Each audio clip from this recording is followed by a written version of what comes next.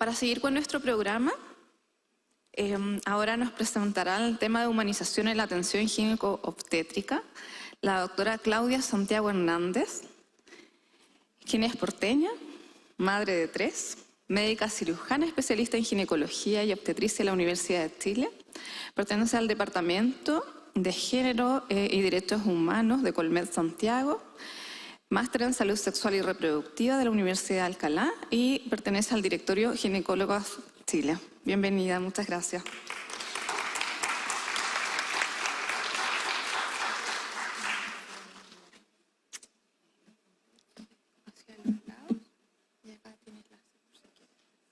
Pero el puntero oscurece, avanzo.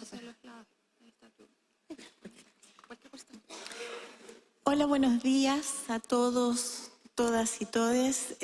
Yo creo que lo primero que hay que hacer cuando uno no está en su ciudad y en una universidad que no es su alma mater es agradecer la confianza de la invitación y especialmente a Carmen Molina y a través de ella a todas las personas que organizaron este seminario por la confianza de haberme invitado a hablar de este tema que para mí es un tema apasionante. Yo sé que no todos los que están sentados en este auditorio trabajan en la obstetricia y ginecología, pero el cuidado finalmente es algo que compartimos entre todos.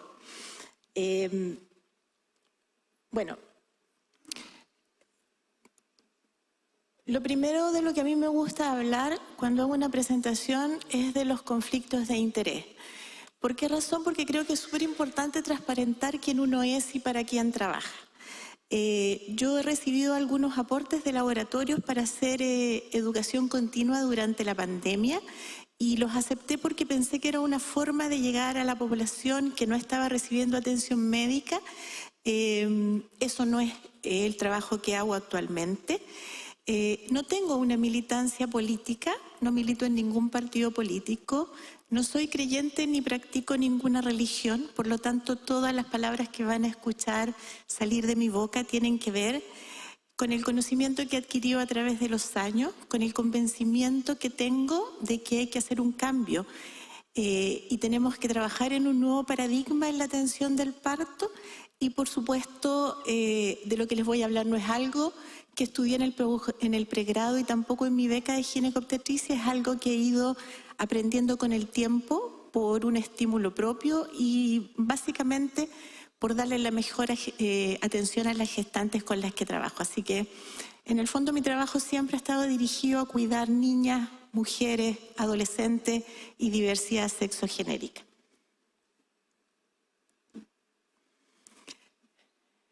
Cuando me invitaron a hacer esta presentación, yo me hice la pregunta por qué era necesario estar en este foro. Porque si la medicina fuera como debiera ser, amigable, acogedora, tolerante, no cis heteronormada como es, probablemente no estaríamos acá conversando. Y quise recoger estas frases que son de la doctora Macarena Durán, neonatóloga de la 5ª región, que dicen: la medicina no puede seguir separada de la música, la risa, la alegría, las emociones, las lágrimas, la compasión, la danza, la energía humana, en el fondo, todo lo que nos caracteriza como seres vivos. En realidad, cuando me dijeron que hablara de la humanización en mi especialidad en gineco-obstetricia, pensé, podría hablar de la salud menstrual, esa salud menstrual que oprime la vida de tantas niñas, que las impide muchas veces ir al colegio. Como decía el colega que recién presentó, en sociedades con sistemas de casta como la India, las niñas se esconden durante sus días menstruales, donde hay pobreza menstrual. También pensé que podría hablar de la diversidad sexogenérica. Siempre hablamos de salud en diversidad sexogenérica, como si la diversidad sexogenérica requiriera una salud distinta a la que sus pares heterosexuales requieren. Y en realidad lo que pasa es que llegan más tarde a los controles o simplemente no llegan. Tienen mucho menos educación sexual integral de la poca que ya tienen sus pares heterosexuales. No son promiscuos, pero sí se enferman más por estas razones. Así que también habría sido una buena opción hablar de eso.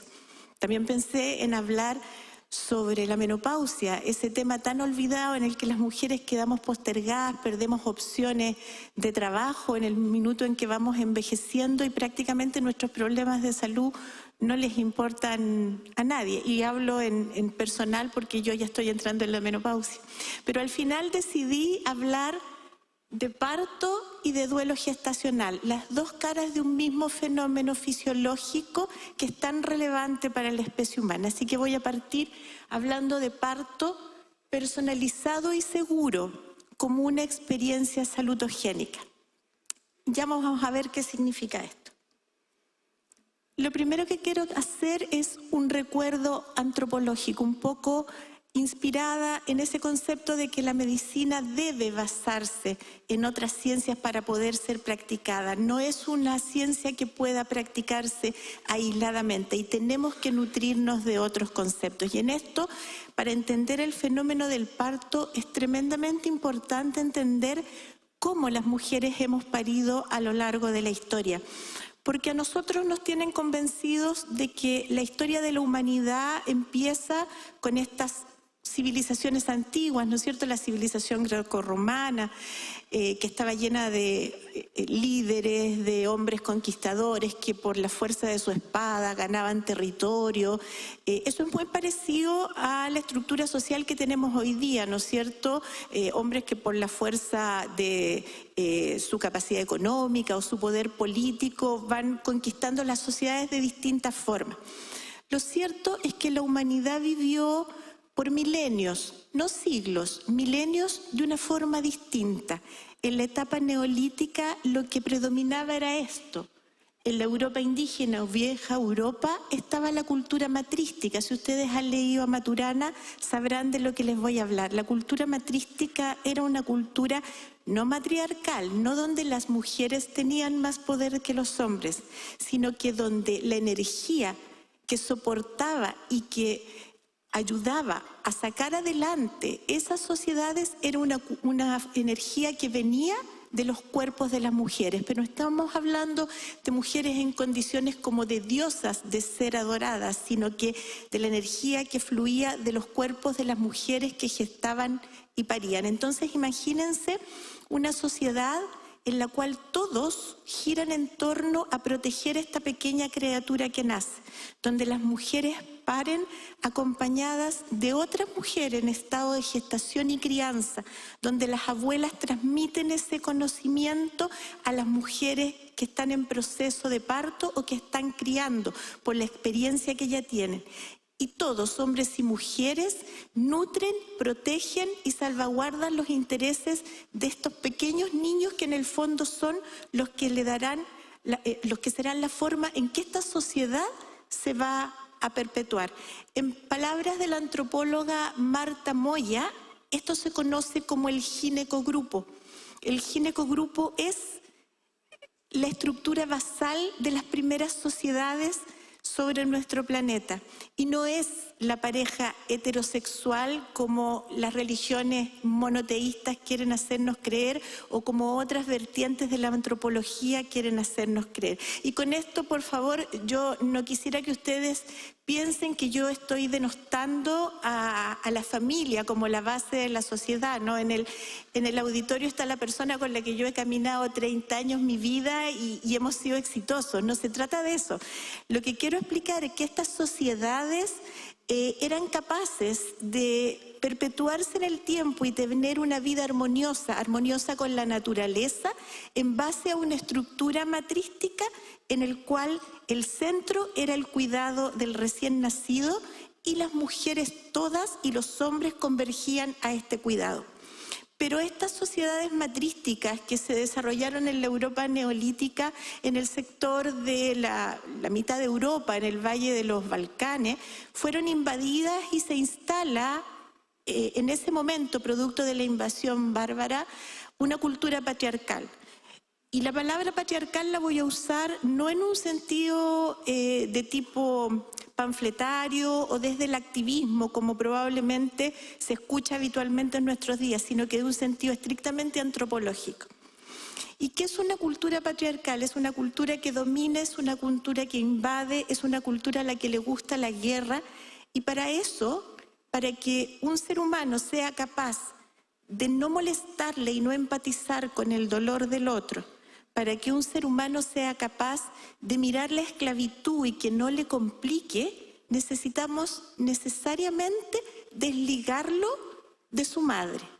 La cultura patriarcal entonces lo que hace es romper este vínculo diádico que en las culturas matrísticas era la fortaleza de esas sociedades, y al separar a la madre del hijo empiezan a aparecer otras cosas relacionadas como por ejemplo la lactancia, la menstruación, el mismo hecho de parir, y se empiezan a volver situaciones en las que nos convencemos de que son negativas, son sucias, no deberían existir, ¿no es cierto? Y de hecho hay culturas que consideran todavía, por ejemplo, que la menstruación es algo sucio y las mujeres deben apartarse de sus familias. Incluso hay culturas en el África subsahariana, culturas tribales, donde las mujeres no pueden tomar los alimentos cuando están menstruando.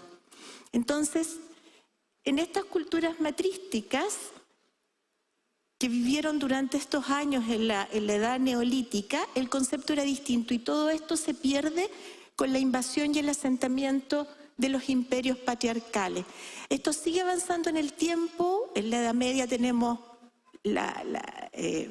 el Maleum Maleficorum, ¿no es cierto? El martillo de la bruja de la época de la Inquisición, donde las parteras, las matronas de hoy día que celebramos hace unos pocos días, eran, según este manual, lo peor que a la religión católica le pudiera suceder. Y llegamos a la era moderna, donde aparece la medicina biologicista, la medicina que nosotros practicamos, la que todos y todas aprendimos en nuestros lugares de trabajo, donde el perfil de esta medicina es un perfil muy masculinista que viene a resolver el problema de la naturaleza y su desequilibrio. Y ese desequilibrio de la naturaleza está representado por los cuerpos de las mujeres. Los cuerpos de las mujeres están conectados con la naturaleza porque son los cuerpos que reproducen, que dan vida.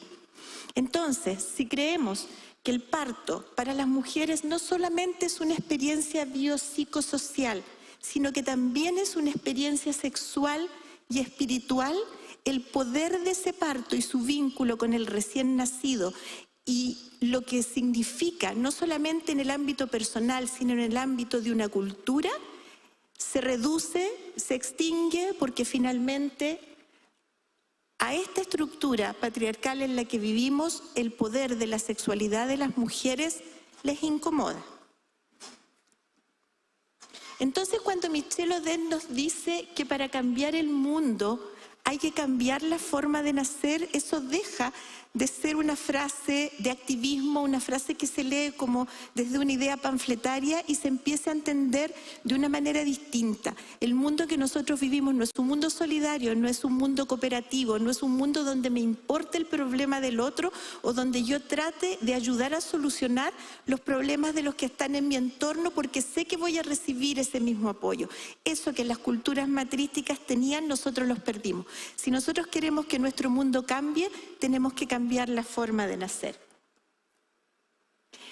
Para garantizar que las mujeres y los recién nacidos en todas partes no solo sobrevivan, sino que prosperen y vivan una vida larga y saludable que les permita transformar nuestras sociedades y nuestro mundo, es importante que empecemos a cambiar la forma en que estamos naciendo.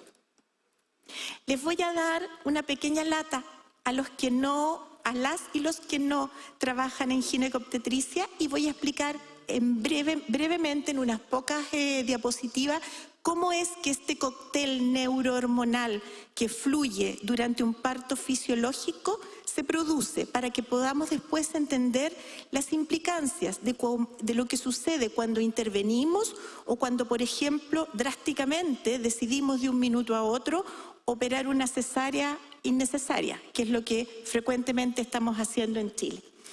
Básicamente, el inicio del trabajo de parto se inicia con un reloj placentario. La placenta empieza a liberar esta hormona liberadora de corticotrofina que hace que las glándulas suprarrenales del feto se activen y empieza a producir cortisol. Cortisol que sabemos sirve para la maduración de sus pulmones y de otros órganos. Pero a la vez también empieza a producir la hormona dihidroepiandrosterona sulfato, que en la placenta se va a convertir en estrógeno. Y esto habla de este trabajo aunado entre el feto y la placenta, que es este órgano tan maravilloso. Este estrógeno va a aumentar los receptores de oxitocina y va a preparar a las células miometriales para las contracciones del trabajo de parto y al cérvix para su maduración. Esto empieza mucho antes que empiece de verdad el trabajo de parto. Y cuando se inicia el trabajo de parto, cuando ocurre el punto de máxima sensibilidad a la oxitocina. Esta es la hormona más importante en el trabajo de parto. No solamente es la que produce las contracciones, es la hormona del amor, es la hormona de la tranquilidad materna. La mujer entonces va a liberar picos de oxitocina y también va a liberar picos de endorfina, y esto va a producir un estado de tensión durante la oxitocina y de relajo. Y esto va a ir ajustando el ritmo de las contracciones. El feto se va a coordinar con la madre según estos estados neurohormonales de estrés y de tranquilidad. Y ya vamos a ver por qué es tan importante eso. La oxitocina es capaz de activar el sistema nervioso parasimpático e inhibir el sistema nervioso simpático, que es el sistema de lucha, es el sistema de huida. Reduce la presión arterial, el ritmo cardíaco y la digestión, es decir, nos entrega paz, nos entrega tranquilidad, contrario a lo que todo el mundo pudiese pensar, que las contracciones uterinas son dolorosas y algo terrible y ojalá que se pasen rápido. No, la oxitocina tiene un efecto, pero se necesitan condiciones especiales para que ese efecto se pueda cumplir. Alivia el dolor, estimula la liberación de beta-endorfina y activa vías del placer. La oxitocina la liberan las mujeres cuando tienen un orgasmo. ¿Cómo es posible que el orgasmo pueda ser placentero y el parto pueda ser traumático y doloroso si la hormona es la misma? Y es porque estamos viviendo el parto de manera diferente.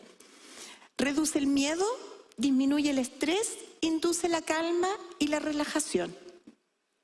El cortisol, por su parte, produce elevaciones fisiológicas que son necesarias, pero en su justa medida, y que producen una adaptación a lo que significa el trabajo de parto. Este cortisol en su cuota justa y precisa, lo que llamamos el euestrés, que lo vamos a revisar un poquito más adelante, permite a la madre tener esta condición de atención y de alerta para todas las necesidades de su cría. Entonces tenemos un sistema simpático que nos produce un estrés excesivo, que nos permite la liberación de noradrenalina, y esto, al elevarse, provoca contracciones uterinas que son más prolongadas y dolorosas y reducen el suministro de sangre al útero del feto. Ahora, hay un estrés más leve, que es el tolerable, y este se da con entorno y personas desconocidas que pueden inhibir la liberación de oxitocina y, por lo tanto, de las contracciones uterinas.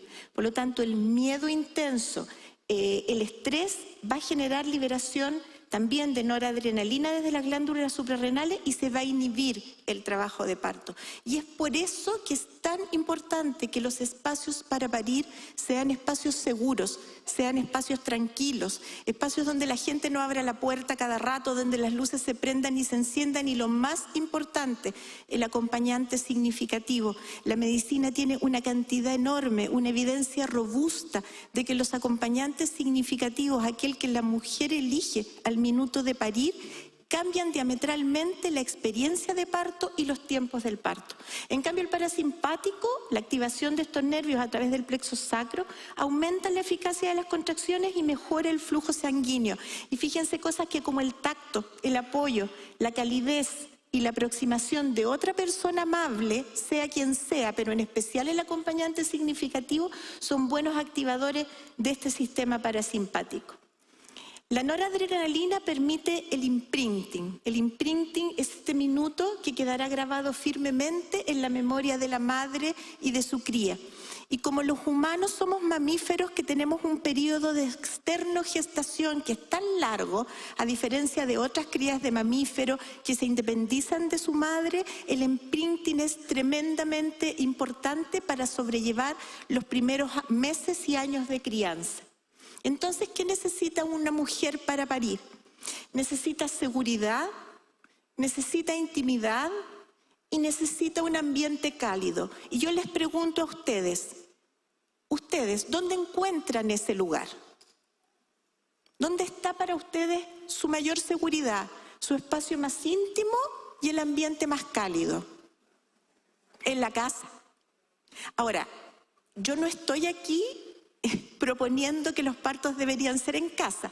Yo tengo una visión muy privada, profesional, por supuesto, de lo que es un parto en casa, pero este no es el espacio para transparentarlo y da para otro tipo de conversaciones. Pero lo que estoy tratando de decir es que nuestros espacios laborales tenemos que convertirlos en espacios seguros, en espacios íntimos, en espacios donde hay un ambiente cálido, porque además las mamíferas de la especie humana tienen un neocórtex que está muy activo. Ese neocórtex planifica, mira, observa, saca conclusiones, se preocupa. Apagarlo es tremendamente difícil. Entonces, si el espacio no es tranquilo, si el espacio no es seguro, si el espacio no es íntimo, si no es cálido, si la luz no está baja, apagar el neocórtex es prácticamente imposible. Oh, esta quedó corrida, perdón. Entonces, ¿qué pasa en el minuto del nacimiento? El posparto inmediato es la etapa en que los niveles de oxitocina en sangre alcanzan su pic. Son 3 a 4 veces más los niveles del expulsivo. La pregunta es, ¿por qué no están los dolores de parto?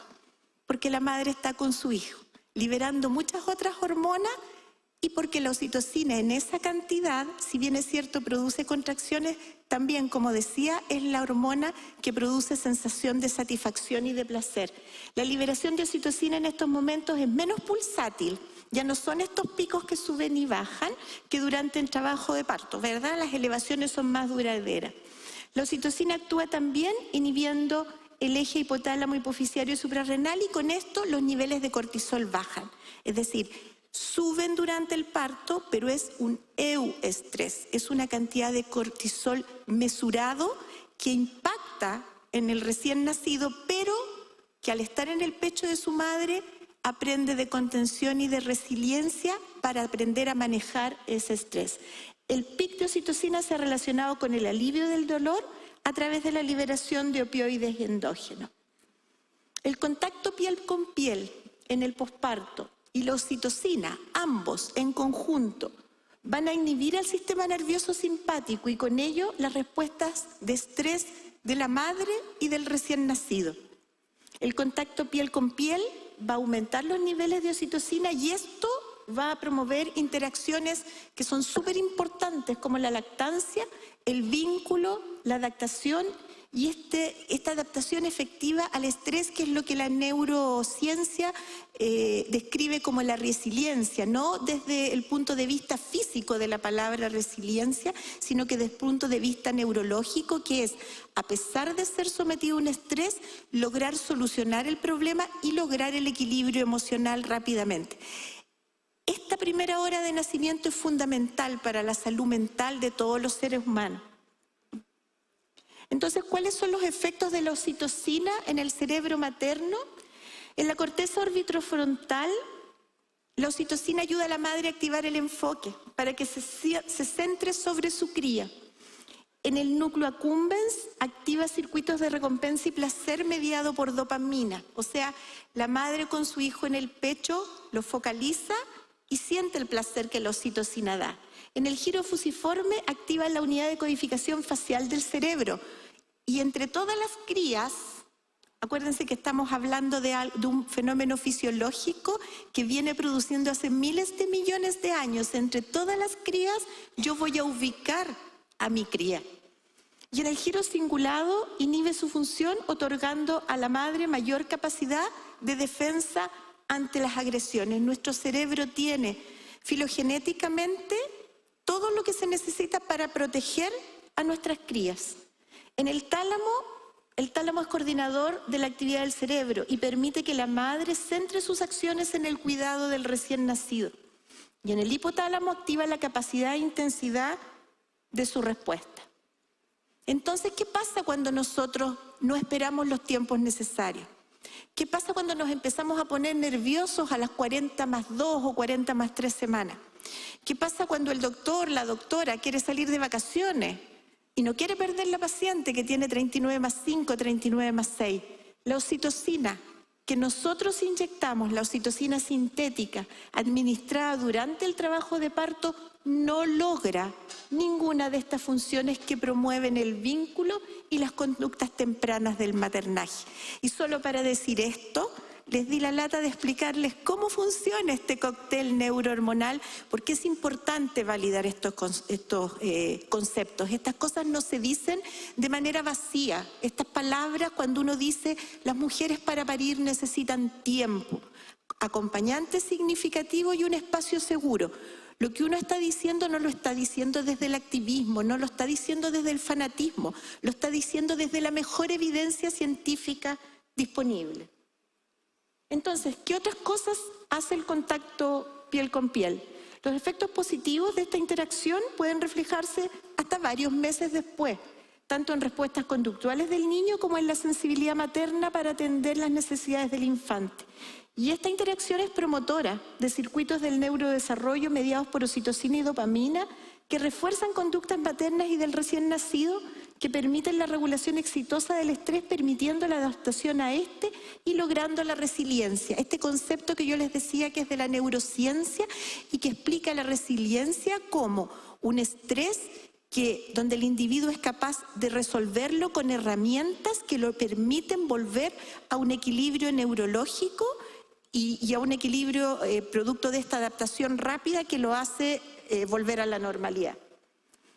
El contacto piel con piel, si yo separo tempranamente al recién nacido de la madre, el recién nacido se va a tener que adaptar, sí o sí, va a tener que buscar una forma de adaptación. Si vienen unas manos extrañas, lo toman, los pediatras que pueden estar presentes llamarle manos extrañas a las manos de los pediatras o de las matronas, pero en el fondo son manos extrañas, no son las manos de la madre. Si vienen unas manos extrañas y me toman, y me limpian y me sacuden con más o menos fuerza, si me echan gotas en los ojos, si me clavan, yo no estoy diciendo que no es válido todas estas medidas sanitarias que hemos internalizado en nuestra práctica y que literalmente nos dan niveles o tasas de morbilidad materno-perinatal que son tan buenas y de las cuales tenemos que sentirnos orgullosos, ¿ah? No es esa la idea. Estoy haciendo simplemente una interpretación de lo que un feto, lo que un recién nacido, un feto que nace recién siente. Están estas manos, ¿no es cierto?, que me toman, que me limpian, que me clavan, que me ponen gota, que me ponen vaselina en todo el cuerpo y que me separan de mi madre. Entonces el estrés de mi parto se mantiene, porque no estoy sobre el pecho de mi madre para que ese estrés resilientemente se convierta solo en un euestrés y yo pueda canalizar otras vías de adaptación. Entonces, ¿qué es lo que hace el feto? Desarrolla un sistema alternativo que le va a permitir afrontar el entorno estresante a corto plazo.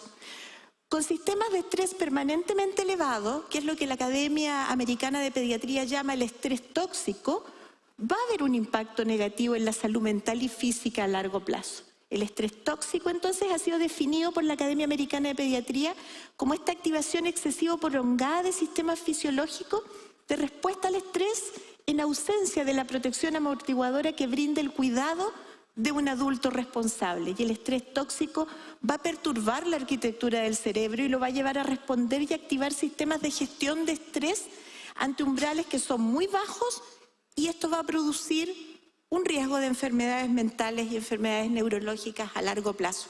Por lo tanto, insisto, la forma de nacer sí importa. Entonces, ¿qué es lo que nos dice Nils Bergman, un perinatólogo sueco que ha estudiado mucho la neurociencia del trabajo de parto y parto? El hábitat del recién nacido es su madre. No hay otra para él. Ese es el mejor lugar donde lo podemos dejar.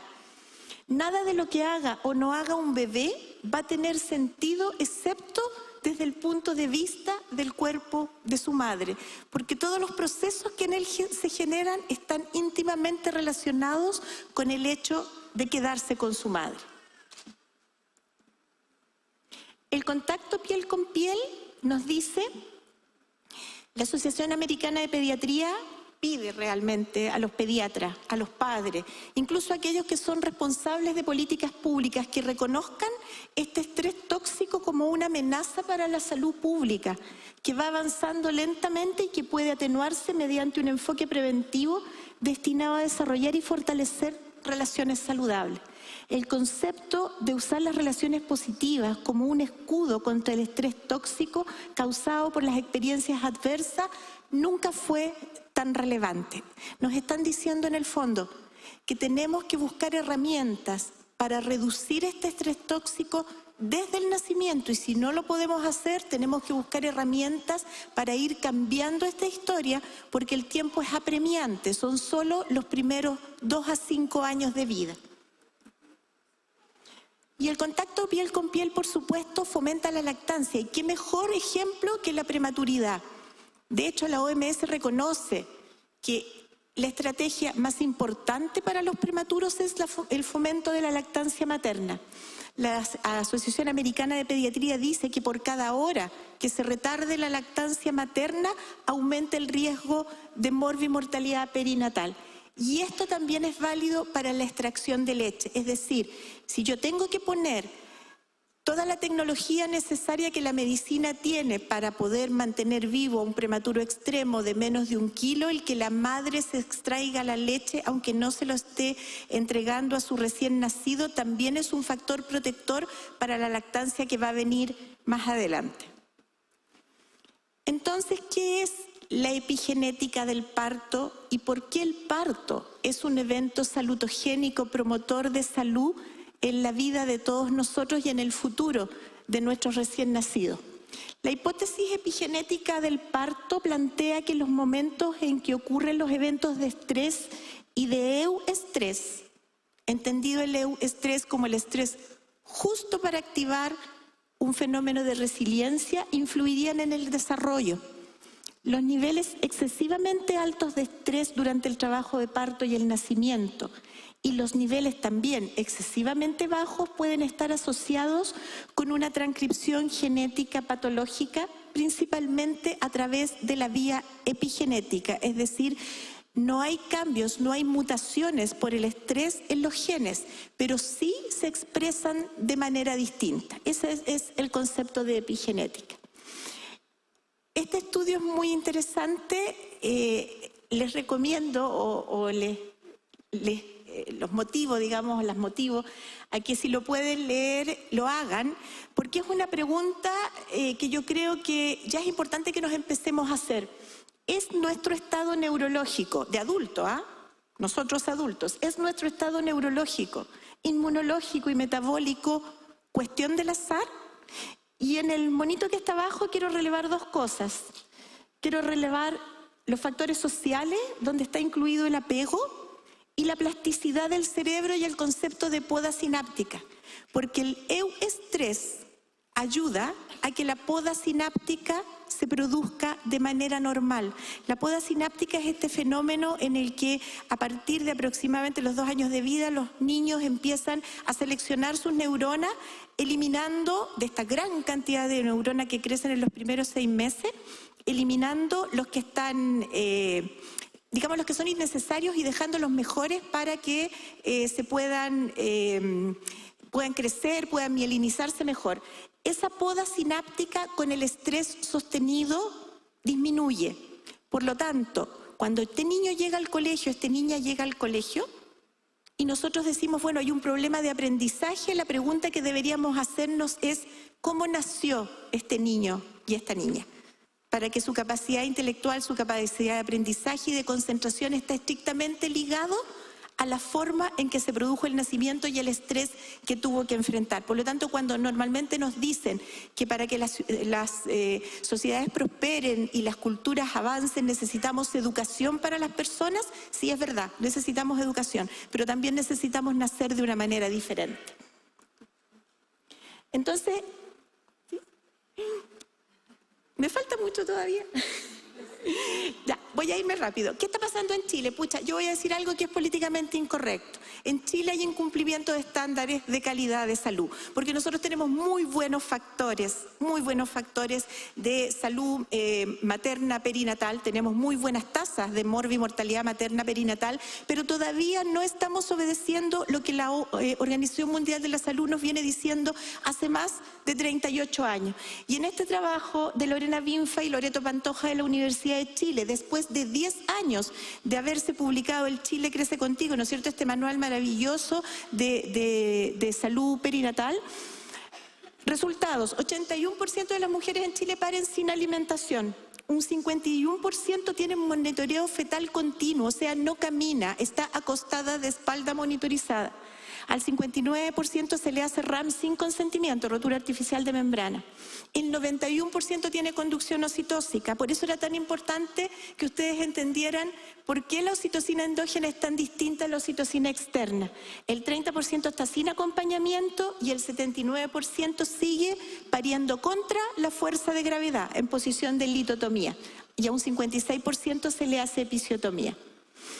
Y este policy brief me lo voy a saltar porque está en los trabajos que están afuera publicados y que los pueden ver, creo que era hasta las 3 de la tarde, y es de la Universidad de Chile, son las mismas autoras con otro grupo de personas, donde hacen un diagnóstico de la sobremedicalización del parto y nacimiento en Chile. Esto me lo voy a saltar en honor al tiempo. Bueno, si hemos vivido un parto traumático, nuestros partos van a ser diana en esta herida primal que tenemos, si es que también en nosotros se reproduce un parto traumático. Así el trauma del apego, si se ha vivido, se vuelve a revivir en un parto traumático. Por esta razón, muchas mujeres que han vivido un parto traumático se encuentran en psicoterapia cuestionando sus primeras relaciones de amor y en general la manera en que se vinculan con los otros. Entonces lo que yo invito es atrevernos a cambiar esto. El miedo por la confianza. El control que queremos tener sobre la gestante por el concepto de que somos acompañantes, porque finalmente el mejor parto es aquel en el que el médico, médica, matrono, matrona no tienen que intervenir. Cambiar la palabra embarazo por su definición en un diccionario como algo embarazoso, algo complejo, por la palabra gestar. Las mujeres gestamos, no estamos embarazadas, gestamos. Cambiar el concepto de que esto es un riesgo, porque en realidad la gran mayoría de los partos fluyen fisiológicamente, por el concepto de que el parto es un evento salutogénico. Y finalmente cambiar el concepto de que el parto y el nacimiento es una enfermedad por lo que realmente es, un estado de gracia para las mujeres y su familia. Ahora, la otra maternidad, y esto voy a ir rapidito, en honor al tiempo, la otra maternidad es la otra cara de este mismo proceso que es el duelo gestacional.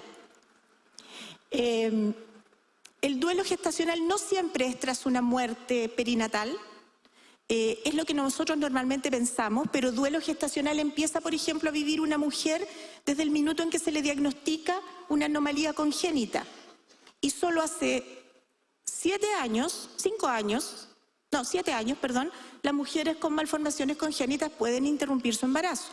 Pero cuando no podían hacerlo, el duelo gestacional duraba todos los meses de gestación, incluso hasta el último mes de gestación. Y eso también es duelo, porque se vive con la inminente pérdida de ese hijo al minuto de nacer. También hay duelo gestacional en la interrupción voluntaria del embarazo en la causal 1 y 2.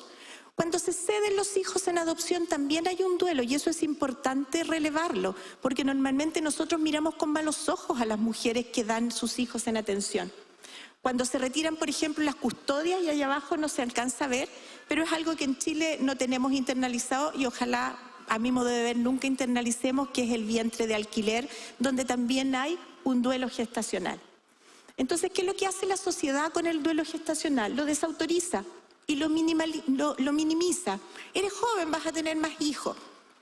se te va a pasar. Mira, tienes otros hijos por los que tienes que estar entera, por los que tienes que estar contenta, por los que tienes que volver a sonreír rápido.